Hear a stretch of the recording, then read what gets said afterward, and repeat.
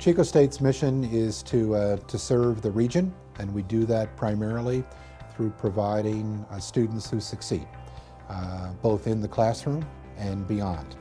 And I think that's part of the success of this institution. CSU Chico has about 16,000 students, 20% of whom come from our service area, a 13-county region in the northern part of the state. The remaining students come from all over California. We see ourselves as an institution that serves students who want a traditional college experience but want to do it in a contemporary setting. The Chico experience is what makes us unique, and that, I think, does tie very much into the fact that we have a beautiful campus, a campus that is part of a surrounding community, and our students blur those borders all of the time. Our students believe and attest to this repeatedly, that the faculty want them to succeed, and as a result, they do.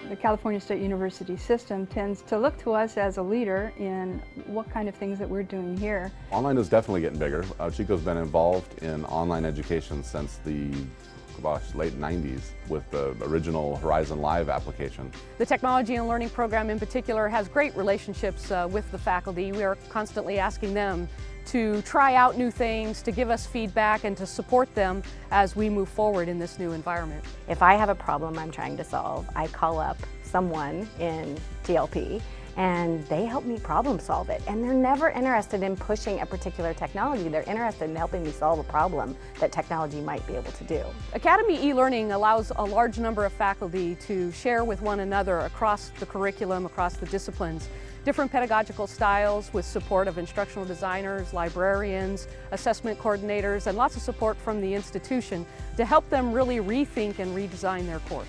The Red Balloon Project is a project that was started by the American Association of State Colleges and Universities, and it involves sharing the expertise as you try to transform the undergraduate experience to deal with some of the challenges that we're facing. The rubric for online instruction is actually being used by over 100 institutions. It's publicly available on Chico's website. As we reached the end of the last decade, it was obvious that we needed to make a new choice for a learning management system. We did an extensive evaluation trying to decide what our direction should be.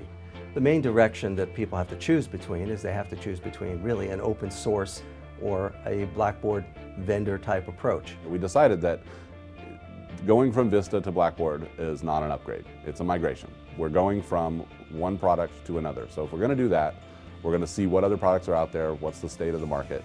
So we looked at Sakai, we looked at Moodle at the time, we looked at Blackboard 9.0, we looked at Angel, and we did a full evaluation. We had a team of faculty and a team of instructional designers that went through a whole rubric of all the different features and capabilities, and they rated them for ease of use and whether or not they met our needs or exceeded our needs. That part of the evaluation was very, very close, but Blackboard kind of won 95% of those categories, but just by a slim margin. We found that the migration from Vista to Moodle required more hand-holding on the part of the faculty, and the migration from Vista to Learn was a cleaner proposition.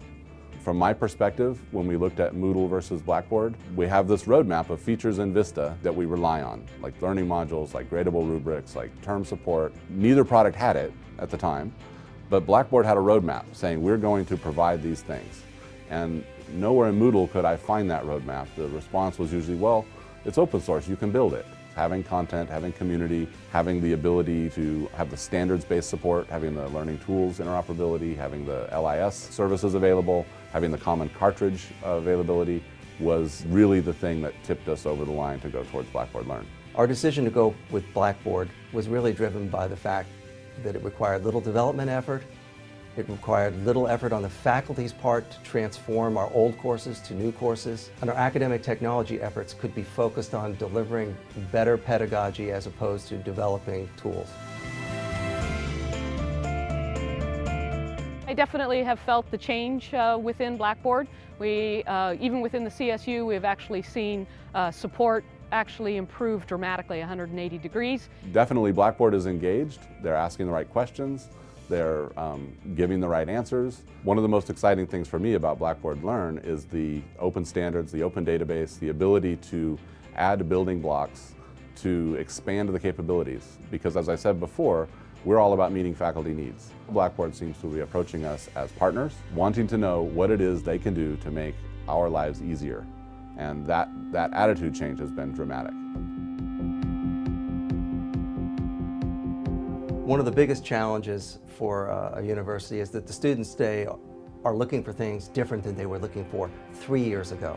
They need to have interactivity. They need to be able to see things that they can move and manipulate. Technology at Chico is absolutely integral to where we're going in the future here. We're excited about Blackboard Learn because we're finally now back on a product that is being actively developed, that we have a voice in what features get implemented.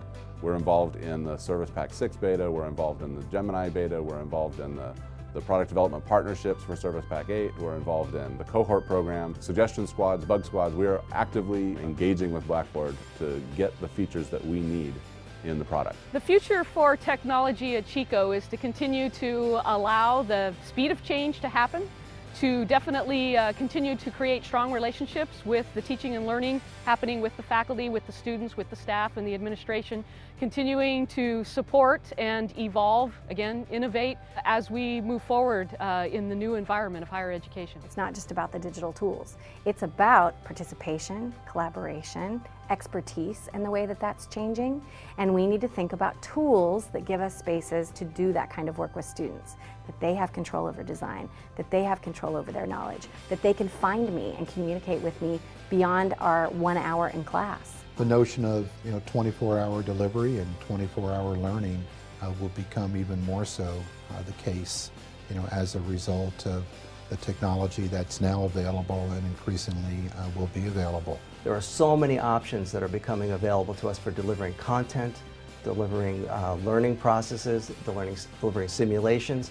It's going to transform the way our students learn and the way our faculty teach.